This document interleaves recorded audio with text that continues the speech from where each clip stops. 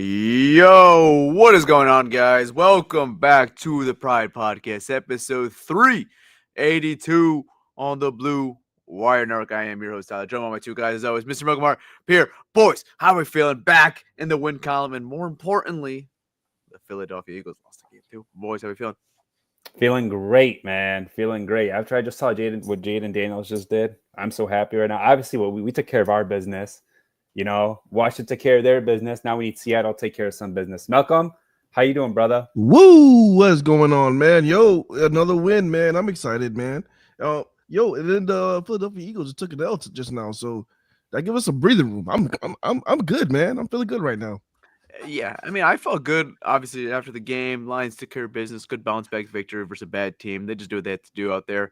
But hey, now that's a new franchise record for most wins in a regular season. And this boy's not even over yet. We still got two more of these regular season games to go. We still got the Niners. We got the Vikings to close out the season. And now the Lions have a new franchise record for wins in a regular season. So 13-2, just – that number does not sound real. I feel like it just puts in perspective. That number does not sound real. 13-2 for the Detroit Lions. It's absolutely unreal. But like Malcolm said, man, some breathing room now too. I think we could talk about that Philly game a little bit too, man. That's a big win for the Lions. I mean, not only you taking care of business in Chicago, but having some breathing room of having Philadelphia lose, which they were tied with you in the record at the tiebreaker, but now it gives you a little more leeway.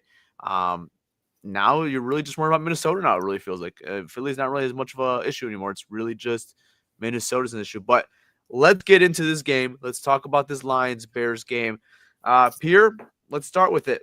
Obviously we had all the injuries this week, and this is their first response back. How do you think the team looked in their response with all the injuries? Yeah, we talked about running the ball and stopping the run. That was the goal. Me and Malcolm really talked about that in the beginning of the show. So the Lions as a team had 32 carries, 146 yards. Gibbs alone had 109 yards. And then the Bears had 17 rushes for 59 yards. So they took care of the trenches. And you do that, you're going to win the football game. Yeah, it kind of felt like they got back to their identity today on both sides of the football. Offensively, get that running game established, even when you're missing, one of your heart and souls of that offense with Montgomery. And then on the defense side of the ball, make it an emphasis, stop the running game. I think DeAndre Swift had under 20. I think he had exactly 20 yards, if I'm not mistaken. Exactly 20. So, yeah, I mean, that's getting back to your bread and butter. And, the competition's not great. It's a team that looks checked out right now. But for the most part, taking care of business, good bounce back for Chicago. But, Malcolm, what about you, man? What did you think of the team's response of coming back with all those injuries? Tough loss last week. Yeah, man, exactly what Pierre said, man. They did everything they wanted to do as far as running the ball and stopping the run. 20 yards, making DeAndre Swift average 2.2 yards per carry. That's huge for this defense with all the guys that they're still missing.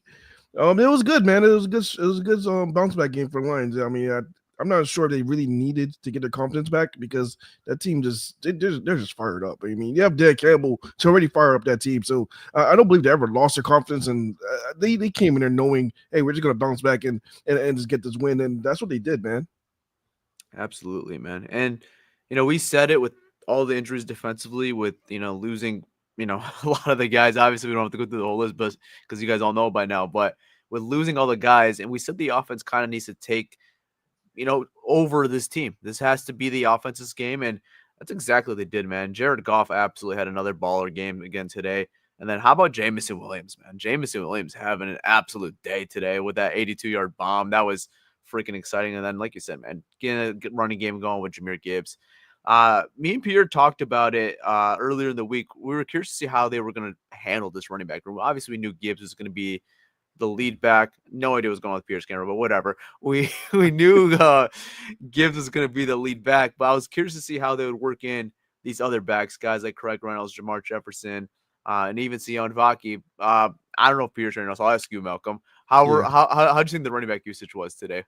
I liked it, man. And that was a big question I had too. I wasn't sure if they're still gonna, have like a half role for Jahmyr Gibbs and then split the rest with the other two guys.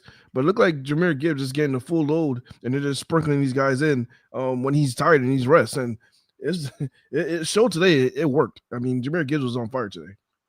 Absolutely, man. Absolutely. I was wondering, like, I thought maybe like in a game like this today, or maybe even next week for San Francisco, like maybe you lower the usage a little bit and sprinkle these guys a little bit more. But then once we get to week 18 and once we get to that postseason, I expect something like this where Gibbs is just pretty much the only back out there, and it'll sprinkle them very vividly, these other guys. But it looks like they got it right from the get-go. They said, we're just going to run the route, we're going to run the way with Jahmyr Gibbs. And you got some more positive news with Montgomery too. So maybe there's a potential return there in the postseason with Montgomery. So it's not like it has to be only Gibbs the rest of the way. I mean, I'll say this, man. Pierre, are you back? Yeah, I'm here. My bad. I had some technical difficulties here. But one thing, Jared Goff, all the stuff, he can't play outside. He can't play in the cold, whatever. 23 of 32, 336 yards, 3 touchdowns. No picks. Yeah. Pretty, MVP, bro. MVP type of game. MVP type of season. He's not the MVP, but yeah, he's playing. Maybe not this season of MVP, but he's top 5 conversation. He's in the combo. Yeah, no, he's definitely in the conversation. I mean, he's not going to win it over Allen or Lamar or even Saquon, but he has a legitimate argument to be number 4. I think they have to make the ballot. I think they have to vote for 5 guys. He's going to be in that ballot for sure. Yeah. Also, one more thing: the Lions came out of this game healthy. Knock on wood. Thank God. Yeah, thank God. There's no one else going to go down. Yeah. Oh my gosh. Yeah, but Tyler, like you were saying, as far as the usage for Jahmyr Gibbs, what's interesting right now, with the Eagles losing, if the Vikings lose one more game and the Lions win next week against the 49ers, you're looking at week 18 where you could potentially rest some guys because that number 1 spot and our division could be locked up. So you could potentially rest some guys week 18. So I think that's their goal right now is, take care of business. Let's win against the Niners. And hey, if the Vikings could drop just one more, we could rest guys week 18. It's kind of a big advantage now looking at it, and I didn't think about it till right now, is that the Lions play Monday night next week. So they're going to know the results of the Vikings game already. It's not like they're playing at the same time or the Vikings are at a later time. So you could potentially, depending on how this game goes right now between Seattle and Minnesota, you could potentially even – I don't think Dan Campbell's going to want to rest his guys for almost a month because you still have to play your guys, because then if we're resting guys for San Francisco, Minnesota, and then having the bye week, that's 3 weeks off. So Dan Campbell is not going to rest these guys. He's going to still obviously – work them in, but you could go lighter and you could sprinkle these other backs in for the final 2 games potentially. Yeah. Wait, or even a half. Oh, you're saying if Minnesota loses 2 games? If Minnesota loses today, and we were to win on, they would have to lose. If we win next week, and Minnesota just got to lose one more. Yeah, they lose one because we own the tiebreaker. So if they lose one more, no matter what happens, we own our first seed and we own the division. We win. So you can't go light versus San Francisco, though. You have to win that game. You have to win. We have to win San Francisco. I'm talking about week 18. Week 18, if we win San Francisco and the Vikings lose against either this game against Seattle, next week against Green Bay, or even, there's either those 2 games. Yeah. Then we could bench. We could maybe even play a half and then take these guys out, let them rest them up, and then get ready for playoffs, man. Yeah, absolutely. Yeah, and it could potentially work in some of your injured guys back onto the field. I thought today, if he had a pretty solid role, and they got him on the field, got him back, used to playing NFL football because he obviously hasn't played since last year, and it looks like we're getting some other guys coming back very soon. Reeves Maben's back in practice, so hopefully he could return maybe next week or maybe that final game versus Minnesota, and then hopefully Anzalone could start practicing up very soon as well. So you're getting some guys back, and it looks like today you walked out healthy. I mean, we'll see what the injury report looks like, but it looks like you walked out healthy. Yeah. Thank God. I got another question for you guys, though. So continuing on this offense side of the ball, no Graham Glasgow. He was out today. He missed the game. And Christian Mahogany, rookie, stepped in. What was your guys' thoughts on him? I thought he absolutely played great today. I think he could steal Graham Glasgow's job. Is that a bad thing to say? No, it's not a bad take. I was thinking it during the game the way he was playing today, honestly. Yeah, same. No, he was phenomenal. Outside that false start, whatever, it was a rookie mistake. He was great, man. In the run game, in the passing game. I liked what I saw from the rookie. Didn't look like a rookie. Yeah, not a bad take at all. And Graham Glasgow, I mean, as far as our offensive line as a unit, they look great. I mean, they've been great all year. But if you talk about where's our one point, our one weak area in offensive line, it has been Graham Glasgow. so far this year. As of recently, for sure. I Yeah. think overall, I think he's been okay. But yeah, as of recently, I feel like I could say probably the last month now, honestly. Like I feel like he has been struggling a bit, just in pass pro and even in run pro. But I thought Mahogany really stepped up today. And it's like, hey man, if Graham, you want to rest another week, let's see what we have. One more week with Mahogany versus San Francisco. Maybe we roll with this the rest of the way. Got to update. Seattle just scored a touchdown. 7-7. 7-6 field goal pending. Okay. So there we go. That's good news. That's really good news. So, yeah, no, I thought Mahogany played really well. You didn't notice it didn't seem like it was his first game as a starter, at least. He played really well. He meshed really well. And like I said, man, I wouldn't be shocked if he was the starting left guard going forward. But I don't know. We'll see. We'll see what happens there. But I thought he played really well. Is that a situation where we're kind of blowing it out of proportion? And with Glasgow? No, he's been bad. Yeah, I mean, I get that, but do you remember back in the day? I mean, this is going some years back when Terrell Crosby. Crosby think, yeah. yeah. Remember, and me and Tyler was like, "Yeah, get Taylor Decker out of here. Let's start Crosby." And then you're like, guys, pump the brakes." I think it's a little different. Like Glasgow's in his late or early 30s, right? I don't think he's a left guard. I think he's more the center or right guard. He struggled on the left side all year. Now it hasn't been like a game or two, just been all year. Yeah, I mean, like I noticed it. Like even the games where you look at the offensive line, like, all right, yeah, the offensive line played great. Goff didn't get sacked, but every time you see Goff get pressured, it's always coming from that side. It's that left guard side. spot. It's always coming from that side. Like that pressure always comes from that side. So yeah, man. I mean, it might be a thing. It might be a real thing, guys. Yeah, I mean, we talked about it last week versus Buffalo. I mean, it wasn't just Graham, but like that whole interior was really rough in that game. I mean, they had a beast. I mean, he was killing everybody. I mean, that's not fair. Yeah, that's not fair. And that's something you have to factor in as well. Like the Chicago Bears defensive line, it's not the greatest of competition, right? Like it's not the greatest, I guess, skill base to really base it off, right? So yeah, that's why I wouldn't mind seeing another week. I think you play against San Francisco, who is depleted a little bit, but definitely is a better defensive line than what we just played this week. I think that could give you a better test of see which one is the best one going forward. Once we get into postseason football. Yeah, that would be huge if he could be an upgrade over Graham. That would be huge going to the playoffs. Not just the playoffs, even going into the future. You got one of your guard spot locked up on a 6th round rookie cheap deal. I'll say on the cheap too, because he's a 6th round pick. So you have, I mean, this year, and then you have 3 more seasons with him minimum.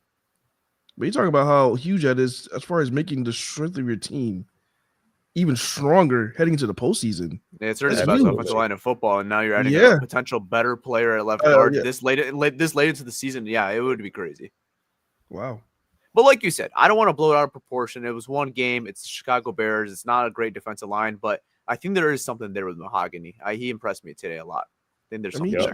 He proved it to the coaching staff. I mean, there was a point there where he was being a healthy scratch. I mean, I guess they were trying to, get him to where he is now. And then now he's actually, a solid backup. I mean, he proved himself to the coaching staff too.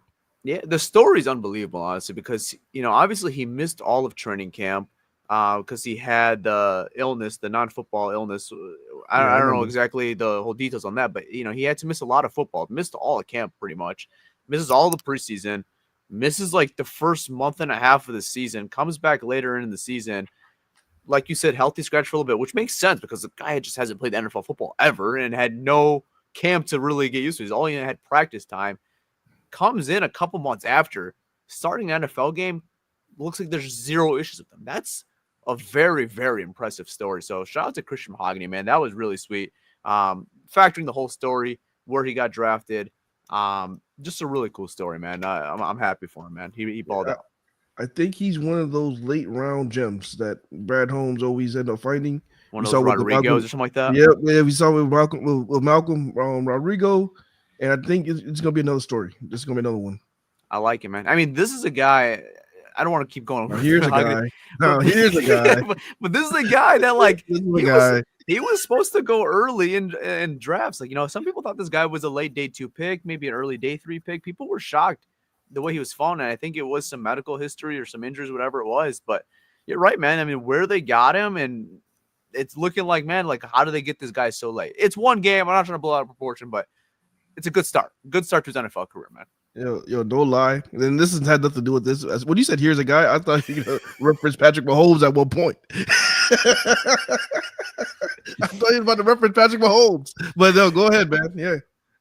All right. Let's switch gears to the defensive side of the ball. Ife Melifonwu back. Ooh. Obviously, no Carlton. Oh, let's talk about the cornerback room first because they switched it up a little bit today, right? Thank No God. Kindle Builder. No Kindle Builder. Thank God. Tyler, wait. Before you get to that, Pierre likes Vildor a little bit more than you do. Oh, fuck no. What do you like about him? He wasn't bad last week. Oh, come on. He wasn't. For a backup, he's solid. No, he's ass. No, okay.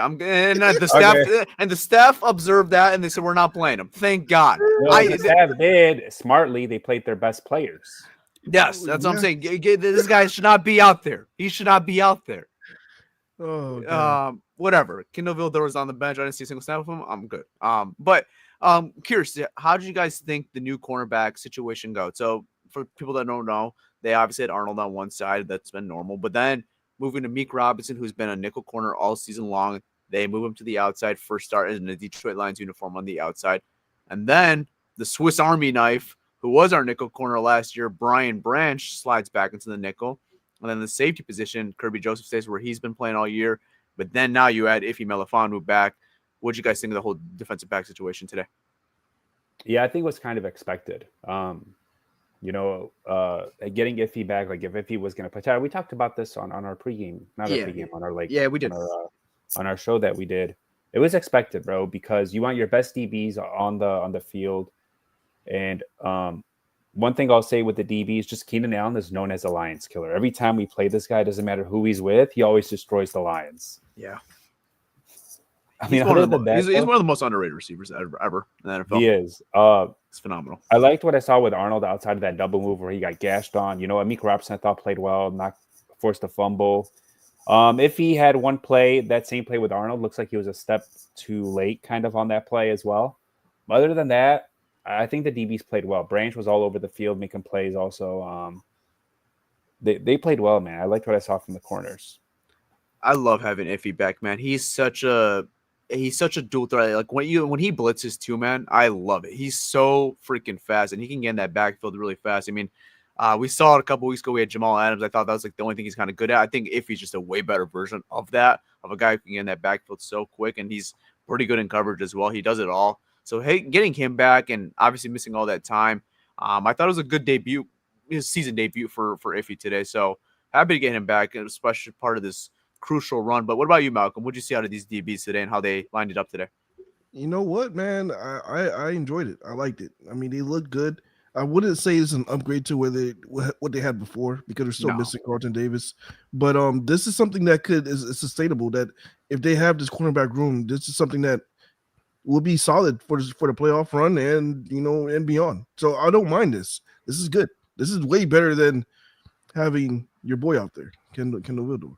Yeah, absolutely. I had a feeling when if he came back, this was something they could do. It gave him some options. I didn't know if they would do it right away. I thought maybe it would be maybe give Vildor out there a little bit and then we'll ease in Iffy a little bit. But they kind of got Iffy in right away. I don't know the exact snap count, but they got him in there pretty quickly, and he had a good amount of snaps out there. He was out there a lot. So this looks like it's going to be the thing going forward, and I think that is the best case scenario. If we could leave it like this, I think that's for what you have right now. Like you said, it's not better than what it was before because you don't have Carlton Davis, but it could get by. This is there's something to work with this defensive back room for sure. So 100%. And going positive. One positive about this is that it's still way better, way miles better than we had last year.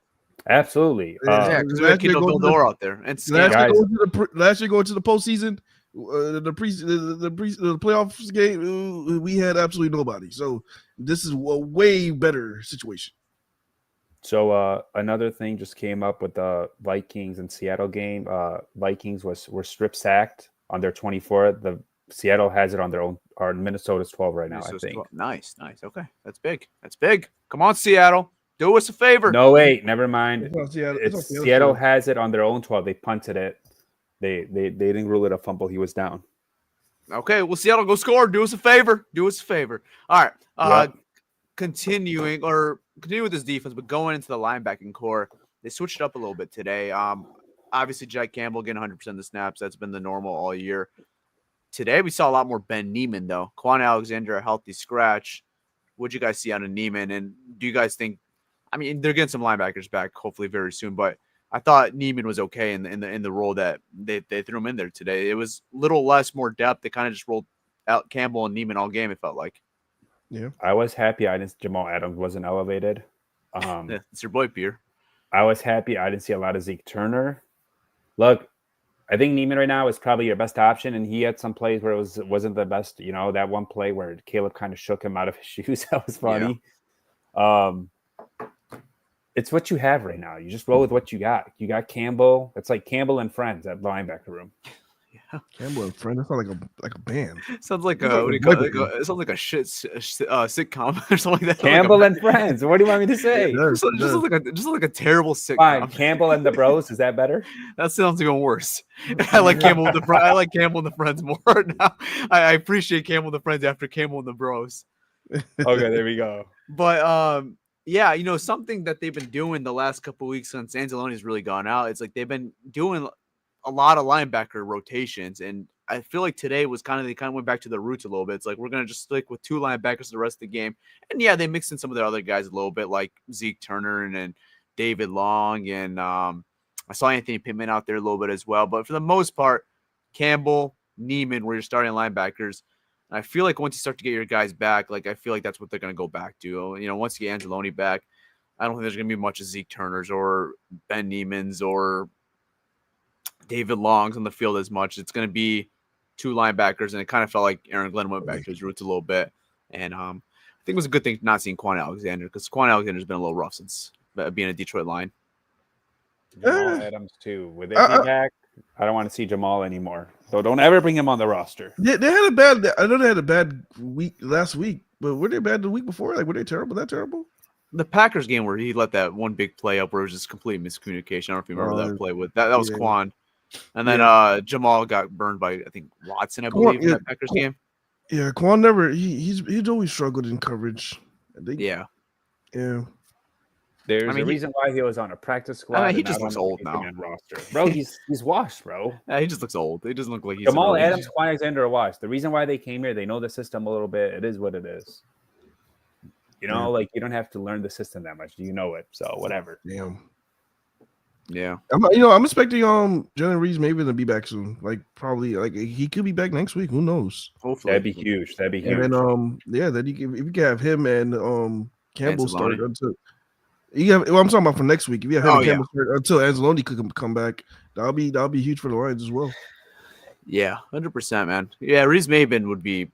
You feel comfortable with Reeves Maben out there. Obviously not your first option, but like he's done it before, and you feel comfortable with him. He makes plays out there. He's good in coverage.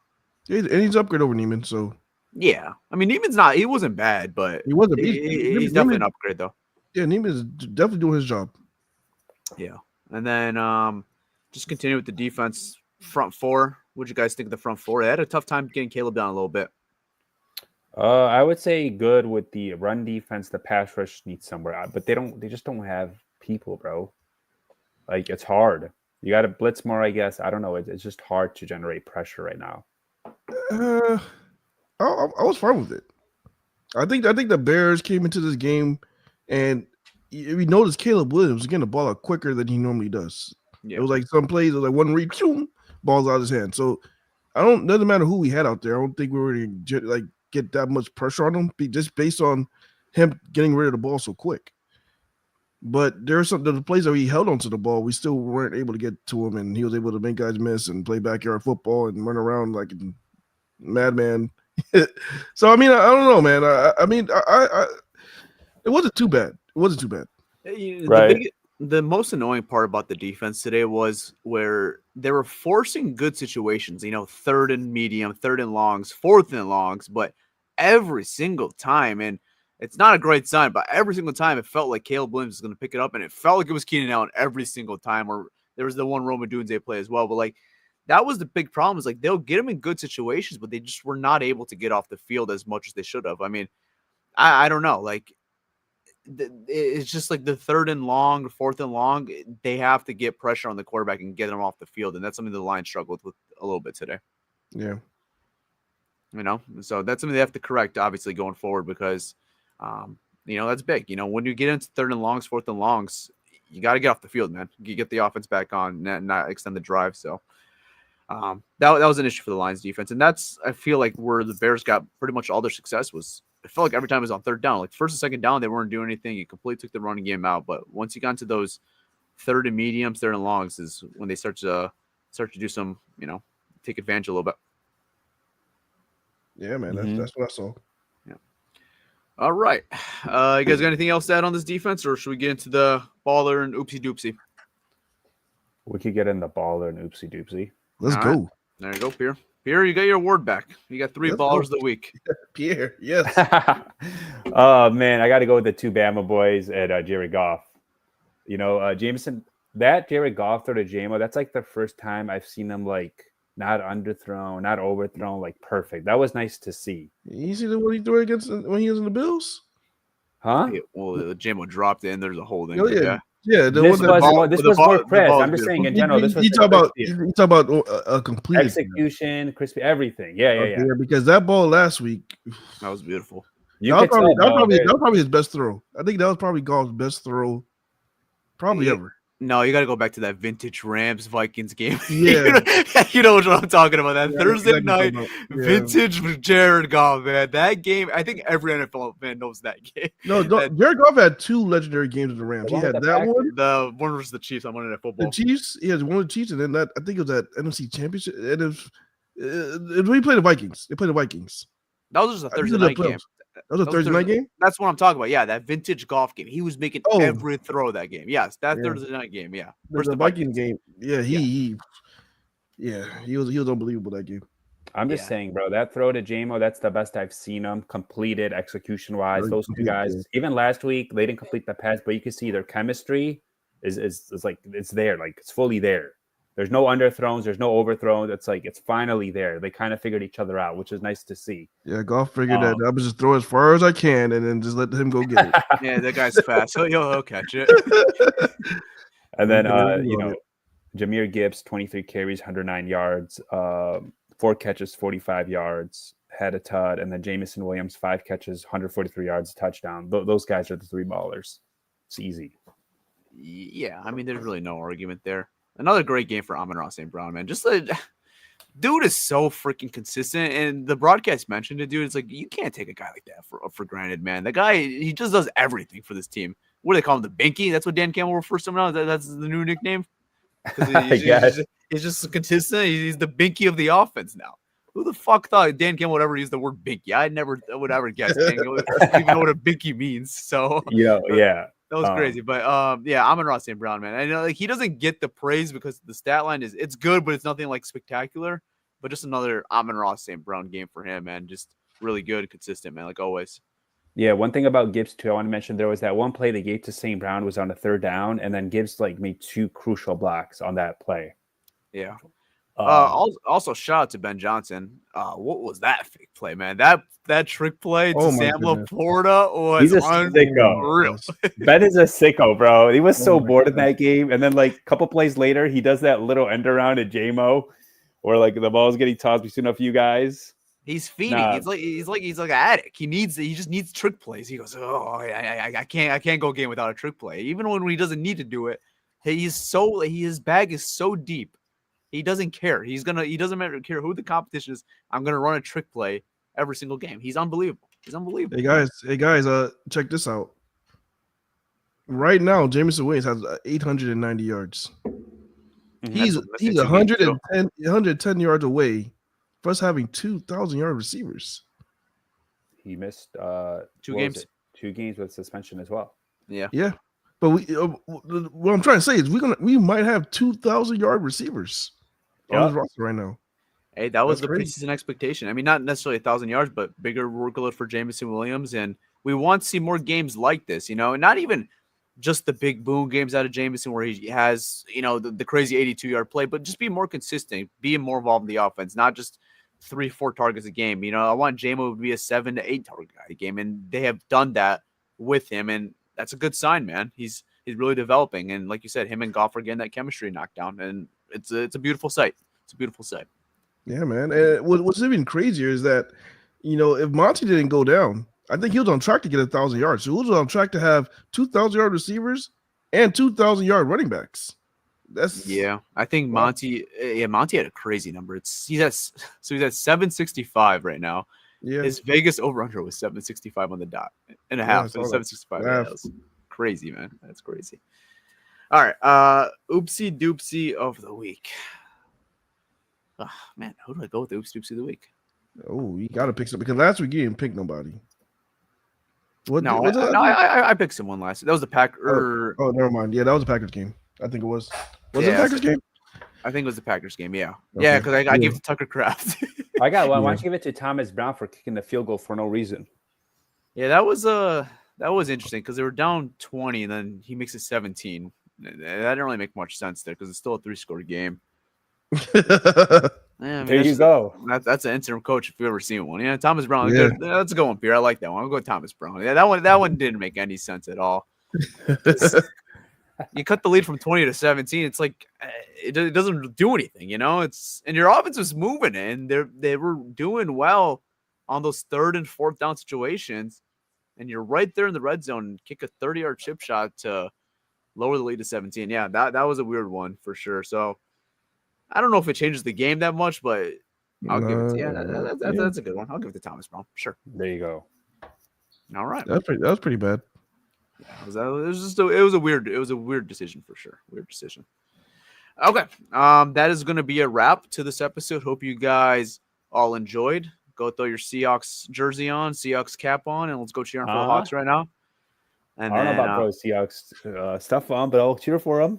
We got a couple hours. We could be Seahawks fans for a little bit. All right. I hope you guys all enjoyed. We will see you guys later in the week. We're out. Peace. All right, guys. I'm out. Peace. Yerp. It's your boy Malcolm, and I'm out. Peace.